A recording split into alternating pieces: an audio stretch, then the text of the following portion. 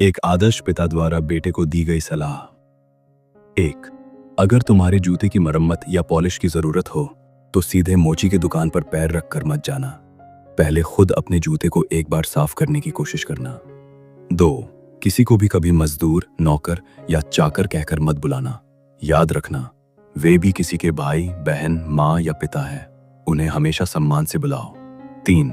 उम्र, शिक्षा, पद या ओहदे में कोई तुमसे छोटा हो तो भी उसे कभी छोटा मत समझो, नहीं तो तुम खुद छोटे बन जाओगे। 4. पढ़ाई करके जीवन में तरक्की करो, लेकिन कभी किसी की गर्दन पर पैर रखकर ऊपर चढ़ने की कोशिश मत करना। 5. किसी की मदद करने के बाद पीछे मुड़कर मत देखना, क्योंकि वो व्यक्ति शर्मिंदा हो सकता है। 6. हमेशा लेने से ज्यादा देने की कोशिश करो। याद रखो, देने वाले का हाथ हमेशा ऊपर होता है। 7. ऐसा कोई काम मत करना जिससे तुम्हारा या तुम्हारे परिवार का नाम बदनाम हो। 8. जब बेटा बनकर जन्म लिया है तो जिम्मेदारियों से मुंह मत मोड़ना। 9. तुम्हारे पास क्या है यह तुम्हारे शरीर पर लिखा नहीं होता, लेकिन तुम्हारे व्यवहार से लोग समझ जाएंगे कि तुम्हारा परिवार कैसा है।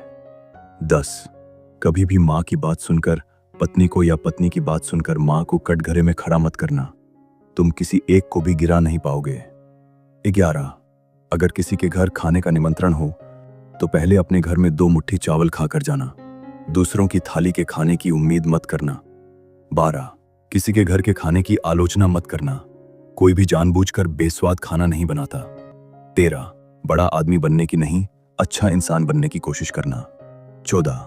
अपने सास ससुर को उतना ही सम्मान देना जितना अपने माता पिता को देते हो, और ऐसा व्यवहार करना कि वे अपनी बेटी को तुम्हारे घर भेजने के लिए उत्साहित हों। 15.